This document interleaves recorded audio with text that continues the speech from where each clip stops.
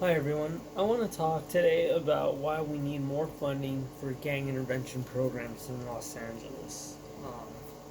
So basically, we need it because gang violence is on the rise. Workers are overworked, underpaid, and it's not being effective. Um, so the problem is that gang life is a generational cycle.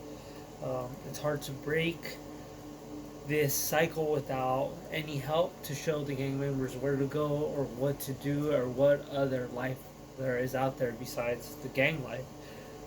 So they are expanding. They're using drugs as a means to either escape their problems or for financial motive, and in turn, it's leading to more violence. Um, so and now you can see that's leading to more violence in this article written by Libby Denkman for the LA Times on February 9th. Is LA seeing spikes in homicides in 2021 so far? Due to the lack of gang resources, we're not on track for a good year in 2021 compared to the year 2000. And mind you, the year 2000 was one of the most deadliest years we had in 10 years in LA. There was 349 homicides recorded. In February 2021, there was 51 homicides versus the 32 we had in 2020, which was a record year. So if we're going to stay on track, you can see that the violence is not slowing down; it's ramping up fast. So, and it affects everyone. Everyone's affected by this, from the people that live in the same neighborhoods to the surrounding cities where the crimes start happening when it starts bleeding out. So, uh, just like the LA Times wrote an article by Kevin Rector and Nicole Santa Cruz, the LA surge in homicides is fueled by gang violence and the killings of homeless people. This was written on October 29th, 2020. So you can see how just that the homicides are even trickling down to the homeless people. As before, it was just to other gang members, whether it's initiations or we don't know, but obviously we need funding to help curb that separate problem. Um,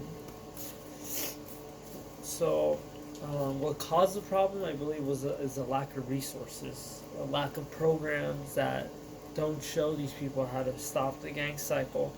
They don't know who to turn to. They continue these long-standing feuds, create new ones, um, and it ends up being a lifestyle. Just like this is actually from a lawyer. He wrote an article about the truth about gangs. This is by Fakim and Associates. He was talking about how we actually glorify them in movies. We give them like a certain amount of respect, and in turn, does that actually make these kids that are choosing this path think that it's a good idea? Um, because Hollywood's a big money maker, so they don't care about the outcomes. But if we had more funding, maybe we can turn that narrative around and show people that it's not cool like we make it out to be, that you'll ruin your life, you'll create violence, and that there's another way. Because we do glorify them. I mean, American Me, Blood In, Blood Out, those are just a few, and I'm sure there's other ones. So, also, too, the pandemic created a lot of hardships. So that led to another issue. The LAist, written on January 19, 2020, they had an article in South LA gang intervention workers are trying to slow a dramatic spike in gun violence and they're asking for help. Uh, so they use the reason of emotional factors associated with the pandemic, lack of help, nobody down there.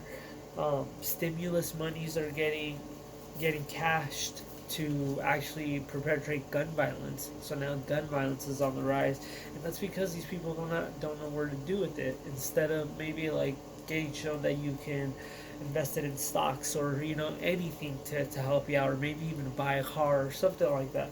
Instead, they just follow their old ways because there's no guide. They're just doing what they've known to be doing and what they see others around their gang members doing.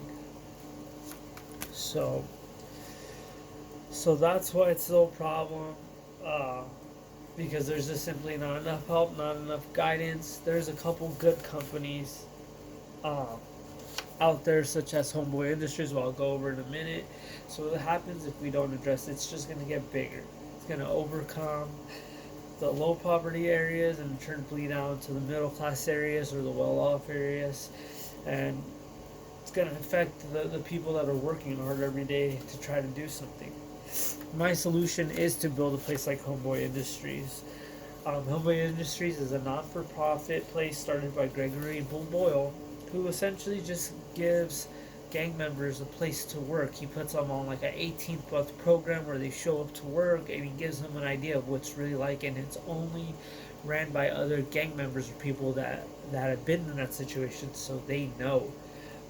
So he gives them a real world experience to succeed in the normal society.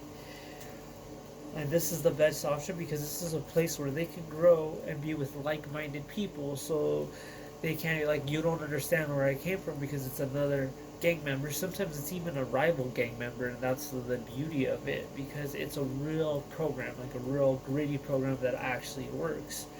The problem is it took this guy Gregory Boyle, somebody who's not affiliated with like a government backing, and did it himself. So so they know here they're not going to be judged by their appearance or their past choices, but instead on their character now. Just like Gregory Boyle said in an interview on Goldcast, we should never forget that we are stronger together. It means like instead of fighting these battles with other people, we should come together. And he also had another interview on in Goldcast for Homeboy Industries, where he pretty much says that he sees them as human beings and not gang members, and that's the problem. Is I feel like too many of us have kind of look at them as gang members and automatically judge them and don't give them a chance. But if we have more funding and create more areas or places like Homeboy Industries to give gang members a chance, I feel like we can make a difference. Okay, thank you.